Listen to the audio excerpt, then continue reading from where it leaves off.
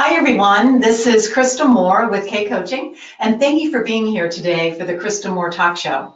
You know, this show is brought to you by K Coaching and ID Growth, and it's a new way to learn from industry experts and thought leaders as I have a conversation with them, and they share with us their success stories and their growth ideas.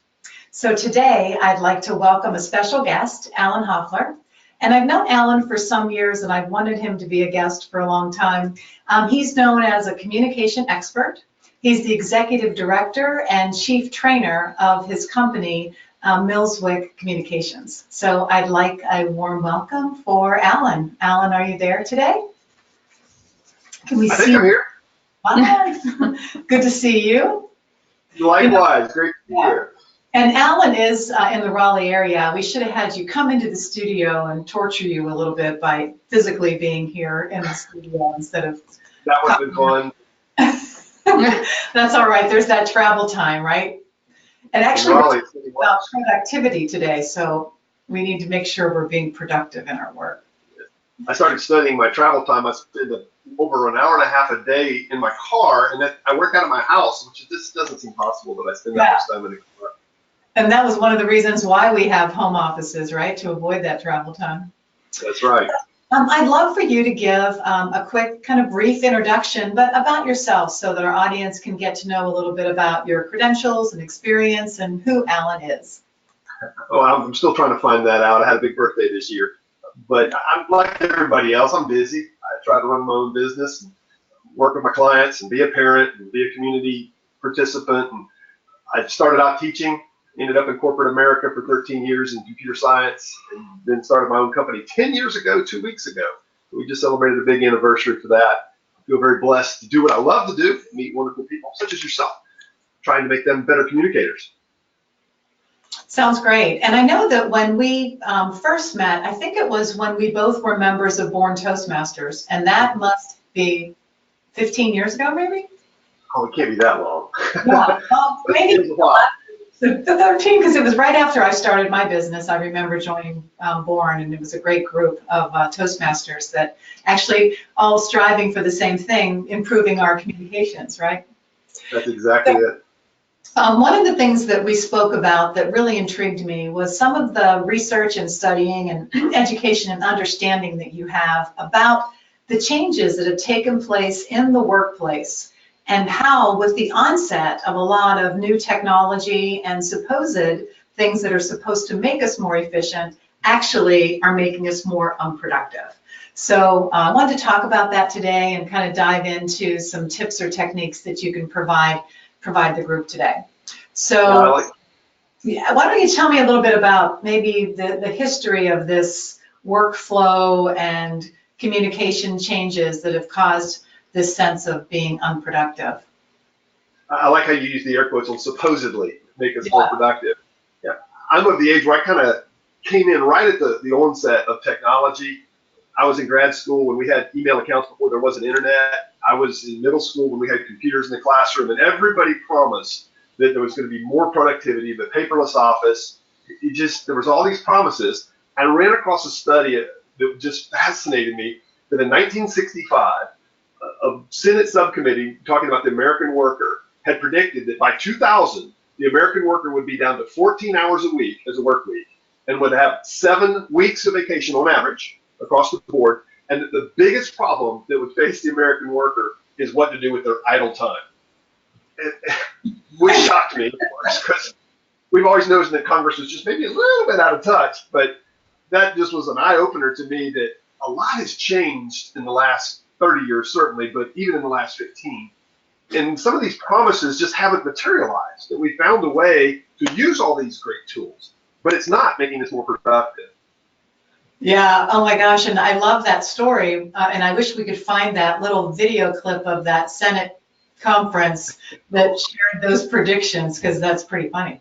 Yeah, it's not the reality at all. No, and you know, a lot of our clients are in the business supplies industry, and there was always this big scare when computers came and technology started being more introduced and software, that it would be a paperless, you know, society. But you know, look what I got here, and it's not. I won't show you what I'm seeing. I like to touch it. One of the first things I wanted to really dive into, which we've heard from our blog readership and we've heard from our followers about email, just email in general, and being able to better manage that, be more productive using email as a means for communications. So I'd like for you to give us your thoughts, maybe some tips and success stories of companies that have maybe changed their culture a bit to be more productive using that technology for communicating. Email is wonderful because it allows you to answer on your time, which is great. As I mentioned, I was using it before there wasn't the internet, which was, we thought we were the coolest people on the planet doing it. But I don't think anybody thinks it's cool anymore because we have so much of it. And it comes in, we have multiple accounts. You got a work account, a personal account, a junk account. Just monitoring is tough. And the aha moment for me, I had a client who was in one of our workshops. We were talking about speaking, but somehow email came up. She just had this look of exhaustion on her face and said, "Oh, would you please give me a tip to solve my email problem?" I asked her to stay after. We just chatted a little bit. She was a mid-level manager, and she was just inundated. She said she got about 400 emails a day, and I just started asking her a few questions. And one of the ones I said was, how many of those emails that you get do you have to process? You have to respond. You have to do something as a result of the email, or it requires you. And how many of those emails are you just kind of listening in and they're just deleted? And she said that only 10% of her emails that she had to actually respond to, which meant 90% or 360 emails a day, all she did was delete them. That's it. But you don't know which ones you can delete. So there was a cost of reading. We estimated all of that and came up with the fact that she was spending probably $10,000 in productivity a year just deleting emails, just hitting the delete button, doing nothing else, just delete. When I examined her company as a whole, she was part of this huge organization, manufacturing. We kind of estimated based on types of workers that they were spending over $30 million a year paying employees to hit the delete button and transferring information that really didn't need to be moved around the organization. It's normal. I was with an executive just last year who said that in our meeting, we spent an hour together. She said, I will receive 100 emails. And I'm about to go to Europe for business for 2 weeks where I'll have spotty internet and I'll have several thousand emails when I get back. What should I do? And I just, you punt. You delete them all because you can't go back and read 15,000 emails. Yeah. So what do you offer as a solution, or what do you say was like the first step to start managing that better and being able to be discriminatory over what emails you're seeing in the first place? Well, like most things in life, it starts in our mind. We have to change the way we think about email. And for me, a friend of mine, we were chatting through this, and he had a quote that changed the way I view email. He said, if you're working out of your inbox, then you're always working off someone else's to-do list. And I think about my to-do list, which is on paper right here, that I have to get done. I don't want anybody else adding to mine. I have enough to do on my own. I don't want to work off of everybody else's to-do list. I need to get done what works for my strategy and my productivity. And I think when I changed my mind that way, I realized that email wasn't something I had to do every minute of the day. I think the best tip, easiest tip, is just shut it off sometimes and not feel like you have to do it every second. Yeah, and we had a guest maybe about 4 or 5 months ago that was talking about this technique of, he called it like 30-minute sprints, where you know what 30 minutes of the day you're going to sit down in front of your computer and deal with email, so that you're not getting lost in it, or this takes you in a completely different direction and off course of what you wanted to get accomplished then.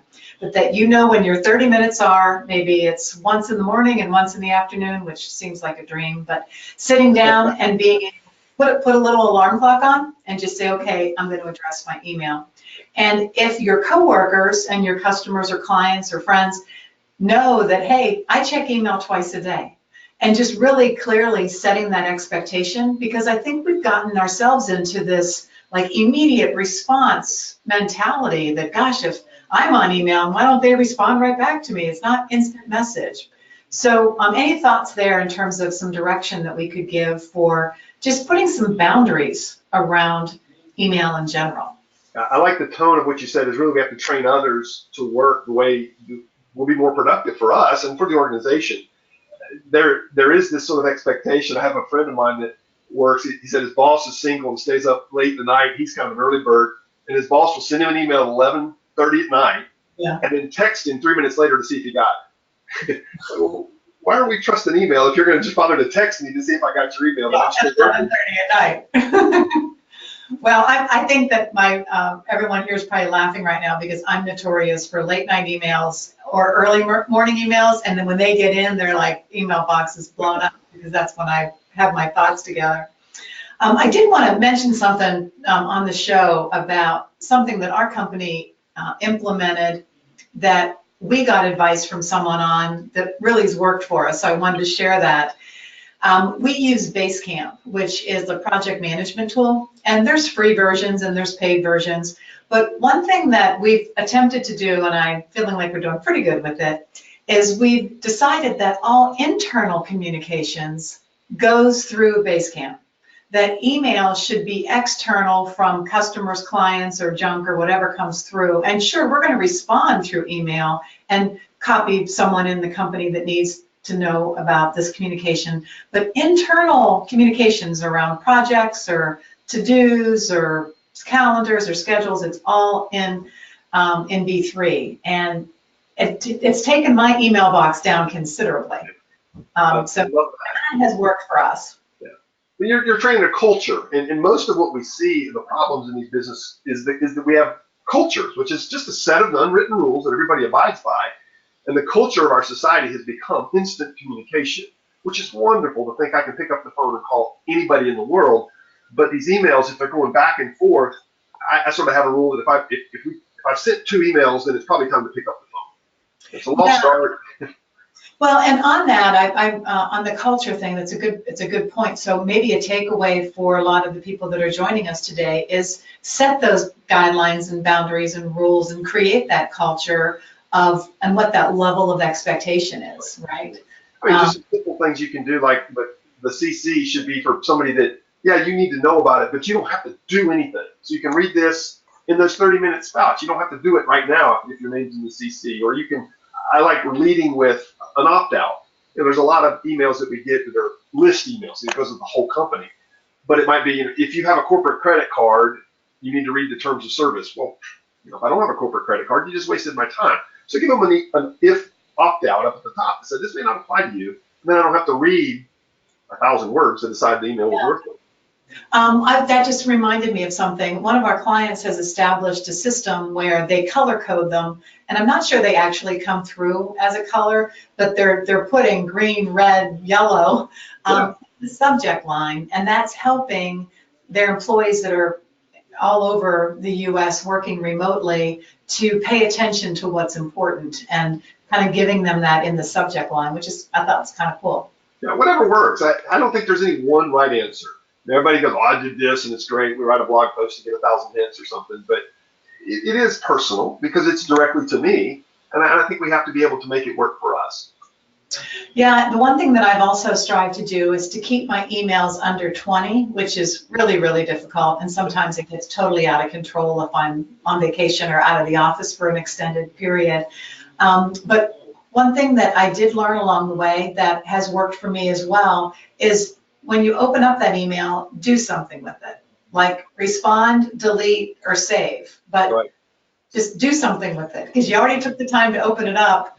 And if you're sitting down in those 30-minute sprints, it makes it easier to already have the time dedicated to do something with it. I totally agree.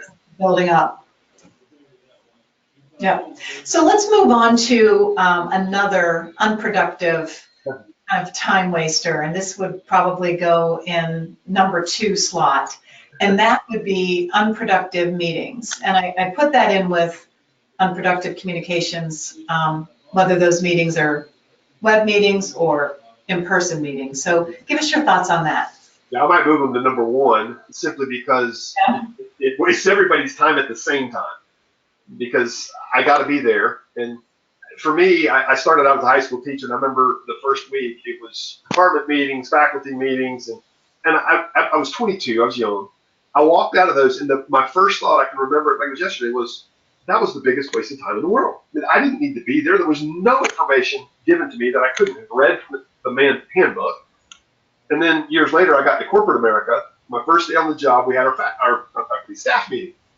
And they spent an hour going around the circle everybody telling what they did, presumably to introduce me to what they did. Of course, my first day on the job, I had no idea what they were talking about. And all they said was, we're really, really busy.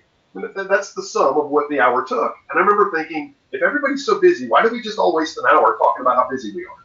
We could have got something done if we'd come back to our offices and work.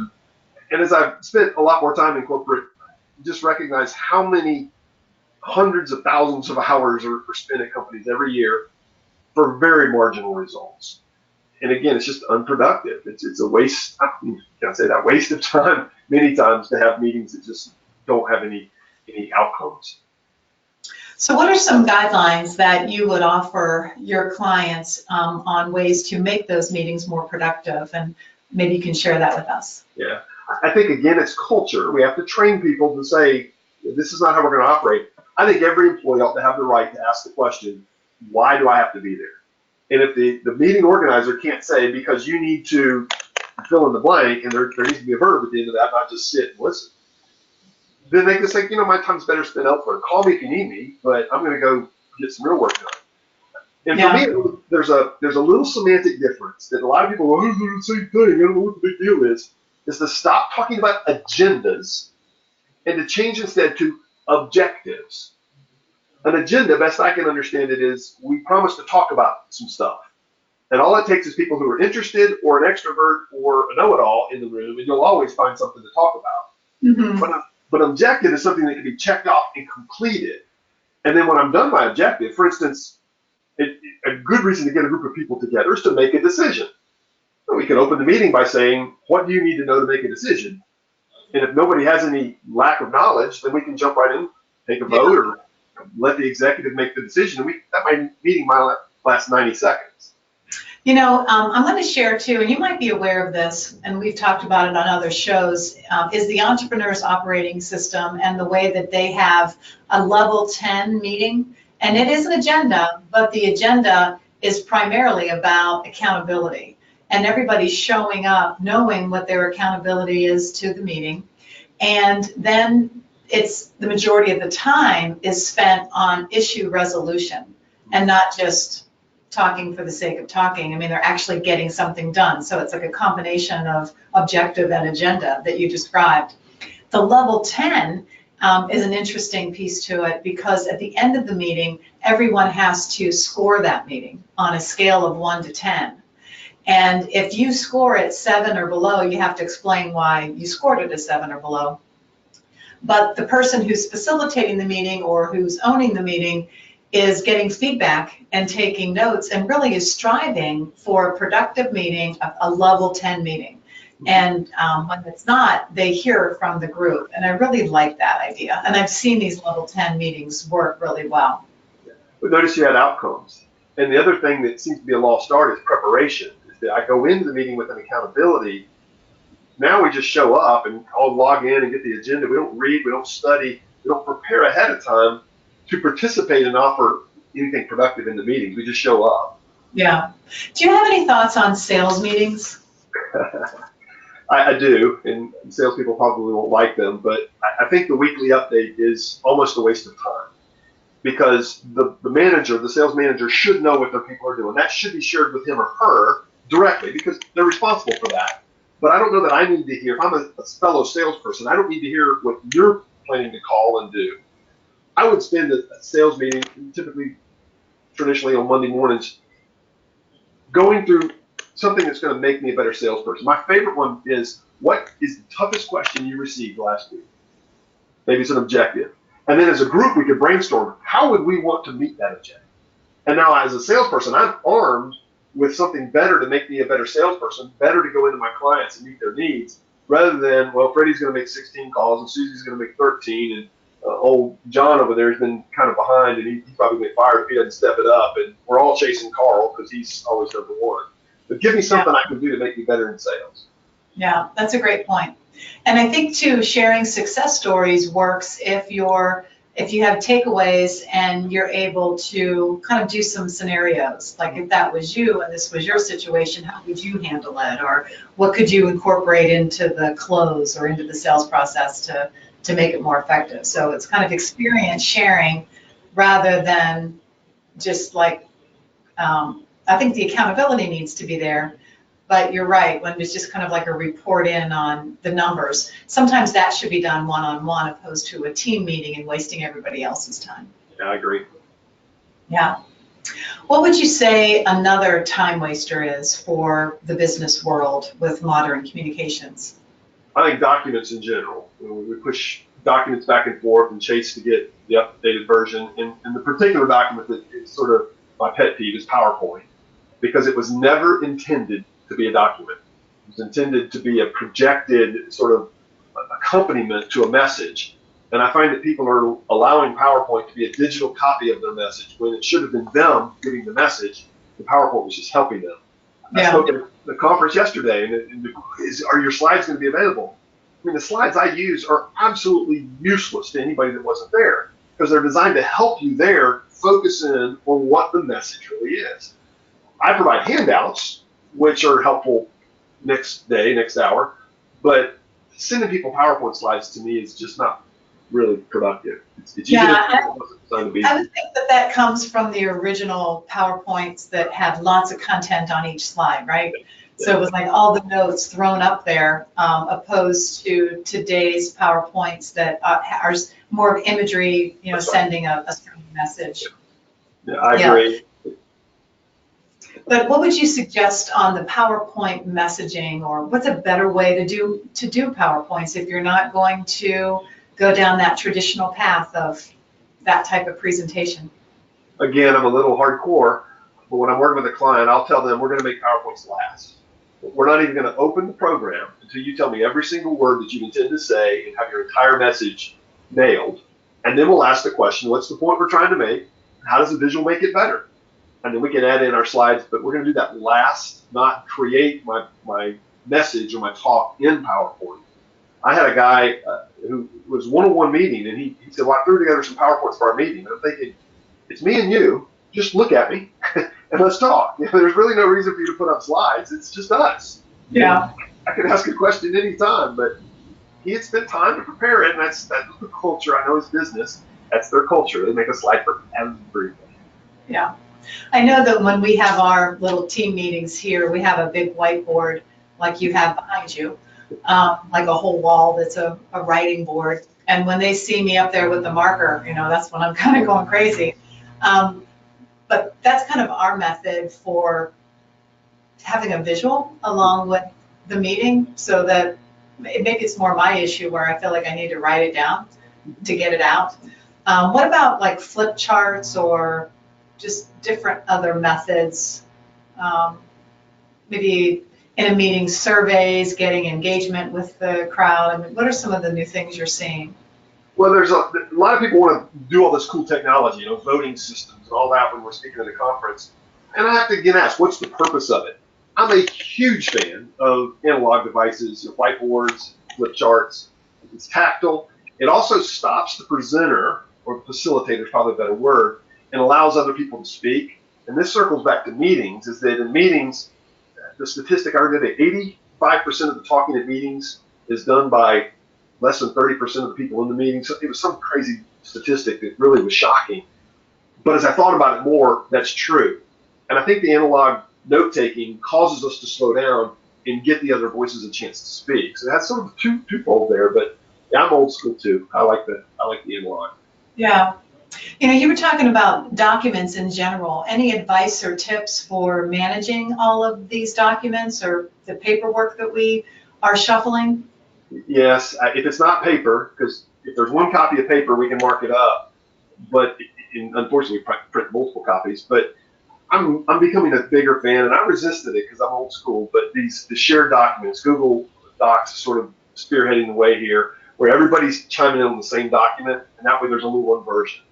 Because if I send you a Word doc and you mark it up and send it back to me, well, I had on my lunch break 10 minutes and I worked on it. Now we've got stuff that's out of sync, and something's going to get missed. I mean, it's going to be. Most people don't know how to use the collaboration tools well enough. I'm becoming a bigger fan of shared documents. Maybe it's even old school in Dropbox, but I say old school, that's modern old school. Yeah. But the shared documents are great. Collaborative.